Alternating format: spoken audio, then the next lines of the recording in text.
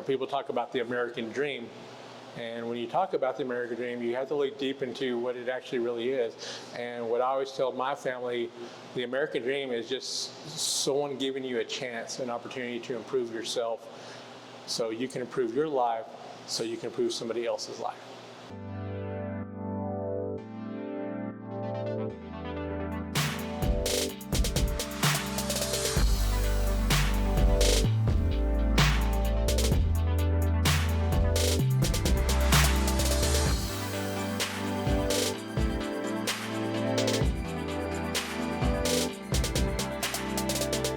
I relate food to family. And growing up on a Sunday morning and you're waking up, and we had a 2-story house, and we're upstairs sleeping and waking up and you can hear that Mexican music going on. There was a radio station out of Plainview called KPUR. They would play the radio, they would play the Mexican music Sunday mornings. And you smell all that food. You smell the bacon cooking up. You smell the potatoes, the beans, and the fresh tortillas. And that's the thing is, growing up, I grew up on fresh tortillas. So when you smell all that and you come down, and when you come down, and we always had a big dinner table, growing up. And you start seeing all the family members that even weren't living there, and brothers and sisters and their kids, which were, my nephews and nieces, coming and sitting down and enjoying breakfast. To me, that's why I correlated what happiness was and what family was sitting down at a big table and catching up on what was going on. I'm a big French onion fan. That's one of my favorite soups. I love soup, so that's one of my favorite soups. And so I decided to make it into a burger. And so what I do is make it like a French onion soup, and then I just overcook it and let it caramelize and just reduce, and all that flavor goes right into it.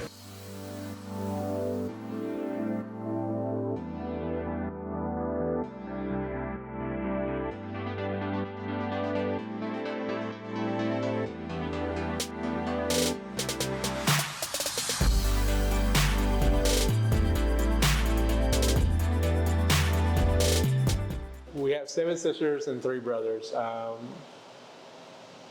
was always a joke about, well, God, how come you have such a big family? How come you have such a lot of brothers and sisters? And we would always joke, or my dad would always joke, well, there wasn't a John Wayne movie on that day, so it comes out another kid. My mom was the last person to sit down and eat, along with some of my sisters, because they were too busy cooking. And so I would go into the kitchen, and I would see them making the fresh tortillas and the beans and the potatoes and eggs and all that. And that was the beginning of my passion of what I wanted to do. And that's where the recipes come from, is my mom's recipes of, if people know the El Camino, if you've ever been to the El Camino, a lot of people around here have, that's pretty much my mom's recipes of what it is, the chile rellenos, enchiladas, and stuff like that.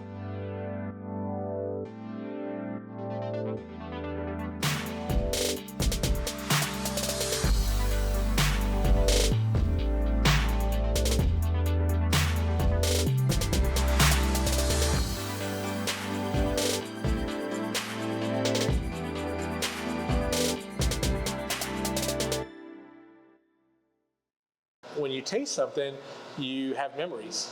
I'm very big about having taste of food. So when I taste something, it brought out different type of memories. Even sushi food brought different type of memories of my childhood, or even growing up, that kind of connected to me. And I can connect those tastes to a memory, and that's how I remember recipes. I don't remember recipes about how it's written down.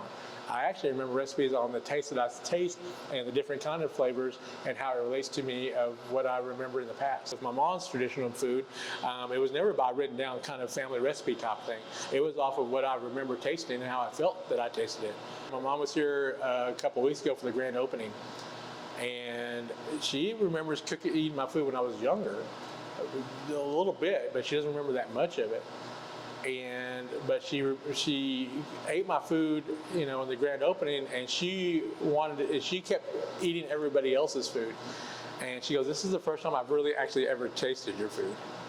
Like, actually sat down and tasted your food and actually thought about your food." She goes, "It's just amazing."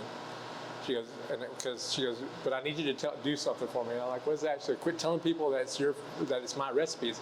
This is you. This is your recipes."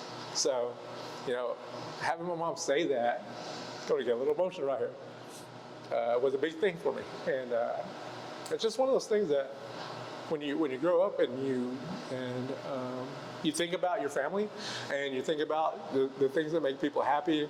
For my mom saying that was a very big deal for me.